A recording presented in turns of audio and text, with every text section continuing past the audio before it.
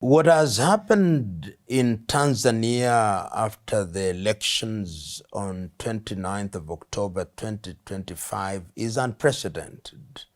Is unprecedented because Tanzania, or the United Republic of Tanzania, has stood out for the last over 60 years as unique in the sense that this is a country where ethnicity as a basis for political mobilization is seen to have been eliminated. Unique in the sense that the political parties have remained generally stable, with, if you start from 1964 when Afro Shirazi led by Abeid Karume joined TANU led by Julius Kambarage Nyerere, ultimately becoming Chama cha Mapinduzi in 1977, it has remained generally stable and generally acceptable. And of course, it must be remembered that while the rest of Africa were dilly-dallying about multi-party politics, the Nyerere administration very quickly embraced multi-partyism. And we have seen the change of government very orderly, from Nyerere to Mwinyi, from Mwinyi to Mkapa, from Mkapa to Kikwete, from Kikwete to Magufuli, and of course the death of Magufuli, so that President Samia Suluhu Hassan was actually completing a term which was a Magufuli term. And one would have thought that that would continue.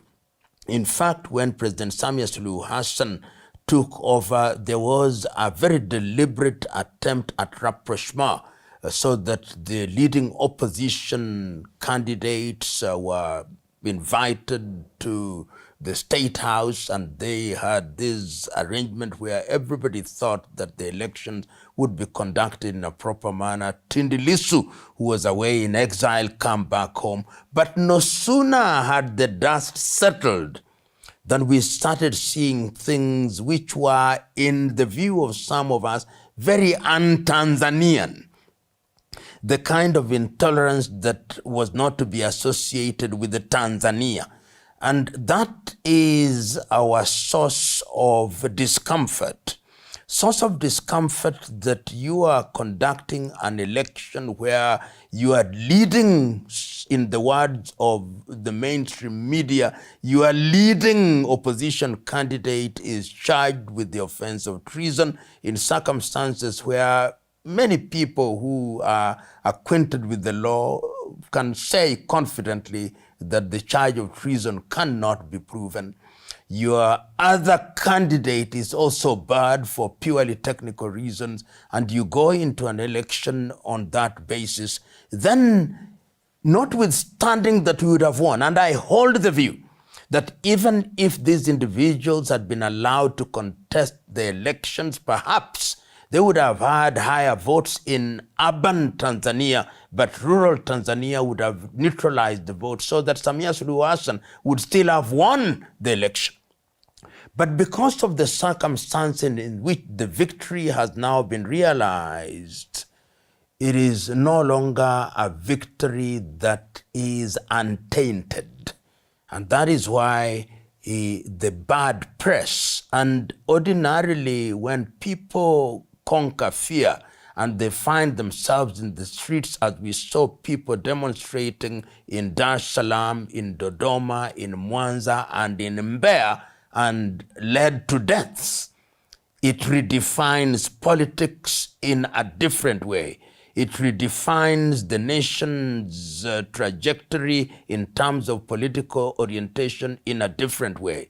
And that is why you've seen that even those who ordinarily would cast their vote, metaphorically speaking, with the Tanzania, are now saying that the time is now for that new administration to rethink how they are going to operate. Remember that the leading opposition party has already said they do not recognize the result. Of course, President Samia Suluhu Hassan has already been sworn in as the president. My prayer and the hope of many is that it will not be business as usual, that this is the occasion for her administration to climb down from the high pedestal and to say, we made some mistakes. We presided over an environment that led to the death, unnecessary death of Tanzanians. Let us heal. The only way to heal is to talk about the Tanzania that we want. And I've heard Tanzanians in different parts of the country saying, we need to re-examine our constitution. This is the time. We need to have an understanding of a Tanzania that will accommodate different ways. As Nyerere used to say in his early days, demokrasia ni kupambanisha hoja, that democracy is about a competition of ideas so that the electorate has an opportunity of picking from that buffet of ideas. If that administration of the Suluhu administration adopts that approach, then Tanzania will heal. If, on the other hand, what has happened is ignored and swept under the carpet, then the wound will fester and Tanzania will not heal. I hope that will not happen. I would not use the term dictator as defined by the West to describe the actions that she took. I do not know what justified the interruption of social media forum, but I know that in other countries, including Tanzania, which is what happened, that people shut down social media in order to eliminate or reduce the possibility of copycat activities. Because history has demonstrated that sometimes violence is replicated through copycat activities, so that if there are demonstrations in one place, the others say, oh, people are demonstrating and we are not demonstrating. I think that must have been the motivation, well-intentioned. But of course, when things go awry, even the things that are done with the best intentions and the best motives will now be interpreted to mean that you simply don't want to be criticized. And that is what will carry the day, your explanation to the contrary notwithstanding. And there are those who also are saying that the reason why Samia is receiving the flack that she is receiving is because she is a woman. I don't think so. I think she just happens to be a woman, but she's being criticized or being critiqued because she's in a position of leadership. And I'm one of those fellows who believe that once you are in a position of leadership, whether man or woman, you must never wave the flag of gender as a basis for immunizing yourself from scrutiny. Because leadership is gender neutral. So when you get in there, you've got to be prepared for both praise and criticism. The Kenyan-Tanzanian political relationship is one that is defined by different things, but the ideal situation is that we cannot avoid each other, and it's not even ideal. I think it is practical. So those practical realities will always be with us. Remember that we are part of the East African community, talking about integration, talk about the relationship in terms of trade between Kenya and Tanzania. Remember that Tanzania is the headquarters of the East African community. Remember that there are very many Kenyan traders in Tanzania and vice versa. So that relationship will always have its problems, but in the ultimate, I hold the view that we cannot avoid each other, particularly knowing as we do that we have a long history, and the people-to-people relationship is perhaps much stronger and much more important than the political relationship.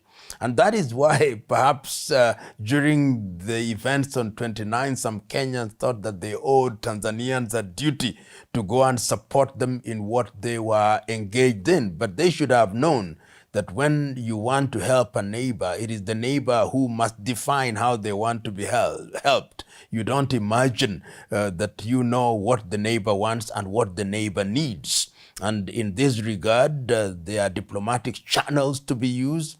But of course, when you are talking about crowds which are excited and excitable, then people just cross the border which is not fenced, and they find themselves in such situations. But I believe that we owe Tanzania a duty, even if it is in terms of negotiations or bringing the political combatants together. Kenya can midwife that process, particularly now when Kenya holds the chair. Kenya holds both the chair and the Secretariat of the East African Community. So the duty of Kenya and the role of Kenya is even defined by the current leadership of the East African Community. And I hope that we'll play that role in a positive manner without being arrogant about it. Young people are yearning for something across the continent of Africa, not just in East Africa. Young people are yearning for governments that are responsive to their needs. Young people are yearning about governments that are going to create an environment where they have the ability to move from one country to the other. The young people are anchoring and angling towards governments that are going to provide environment for them to express themselves, whether it's in the area of innovation and invention. And you can see that how musicians, how artists move from one country to the other, how traders move from one country to the other. So when they see governments that still insist on permits, government that still insist on asking questions at the border, they are saying that these governments had better rethink. And if they don't rethink, we are going to think for them. And that is the message that is being sent. And you've seen it not only as regards Uganda and Tanzania, but across the continent of Africa. So the message is loud and clear that we young people are thinking about Africa. And the sooner the political leadership realizes that and embraces that message, the safer it is for the continent of Africa. You know, without mentioning, some of them are known, which, like the Open Society, societies such as Ford Foundation, who are very active in what they call the human rights and democracy space. The reality is that Africans don't need their money. Bills and Melinda Gates Foundation, all these, we don't need their money. They come to Africa and they want to interfere in the affairs of African countries, and they are raising Africans sometimes to fight against Africans. The sooner we get rid of their money, the safer we are. Remember the old saying, he or she who pays the piper calls the tunes. And it annoys me many times when I see a little Western NGO talking at our African governments, disrespecting our African governments, but we are to blame. We are to blame because we create an environment where a Western NGO finance things that ought to be financed by our taxpayers' money. And what do our political leaders do? They are just stealing the money that ought to be used in these areas. So I pray and hope that one day we'll realize that as long as you don't fund your affairs, you'll always be dictated to. So let us create an environment where we in Africa fund the things that we do. And as the saying goes, cut the coat according to the cloth that we have. I look forward to those days. You know, when you want to poison somebody, you sugarcoat the poison. So they eat the poison knowing that they are eating sweets. So the sooner we realize that there is a grander agenda other than the declared agenda, the safer we are. Remember that throughout the ages, the things that people want to capture is the mind. And how do you capture the mind? You don't come announcing yourself that you are going to achieve this. You are nice. Sometimes you even bring water to the villages. You even bring food to the villages and hamlets. You do good things, but your ultimate intention is a grand agenda, that what I call the Trojan horse approach. You let the horse get into the arena and then it displays its true character in great splendor. So that is what Western NGOs have been doing throughout the ages. Why is it that they go into societies to do the bad, to ostensibly to eliminate the bad things, and those things never disappear? It is an industry. There is something that can be called an NGO industry, whose agenda is never to solve any problem, but to make them change their character and shape so they can retain their jobs and their agenda. That is the tragedy. There is some lesson to be drawn that Africa must rethink how we govern ourselves. We must ask ourselves, this constitution that we give ourselves, these systems of governance that we inherited from the colonizer, are they serving us well? We have these political parties which, as experience has shown, continue to divide us along religious lines, along ethnic lines. Is there not a better way of governing ourselves? And one is not saying that we go back to our traditional system, because our societies are not even traditional after Berlin. Can we adopt and adapt and use systems that are going to emphasize the things that unite us rather than the things that disunite us? This is the time. It is the time not only out of the experience in Tanzania, it is the time out of the experience that we have seen even in countries such as Kenya, the experience that we have seen in countries such as Sudan, the experience that we have seen in countries such as Southern Sudan, in Cameroon, in Nigeria, in La Côte d'Ivoire, in Senegal. Africa must rethink governance. I personally am thinking about it. I've not found the answer as yet, but there is something that I know, that every time in most African countries after an election, the countries are under the threat of disintegration. So that elections are not things that we look forward to because they expose countries to disintegration. They are things that inject fear in countries. The Ugandans are going into election. They are fearful. Kenyans are going into election in the year 2027. We are fearful. How can it be that that which is meant to help us determine those who are going to serve us only creates fear? My view is that what has happened in Tanzania ought not to have happened.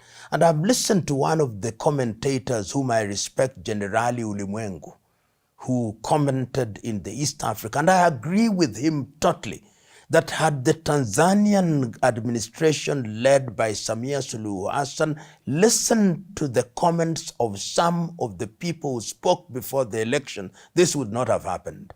Had he allowed the opposition candidates to contest, had she allowed the opposition leaders to contest, had she allowed everybody who wanted to contest, this would not have happened. With the help of hindsight, I hope that she too knows that what happened could have been avoided. So our message is very clear. We wish Tanzania well, but we are bold enough and candid enough to tell the Samia Suluhu administration that what happened could have been avoided, and that going forward, despite the fact that she has been declared the winner with over 90% of the vote, it is not for her to rest on her laurels and to say that what happened in Tanzania was a storm in a cup of tea. It wasn't. It is major. It has never happened. It is dangerous and it must be confronted. And how do you confront it? You confront it by engaging those who are in opposition, because they are also Tanzanians, because they have a following, however small you think that following is. That is the message that must be sent to those who think we are too soft on Samia Suluhu Hassan.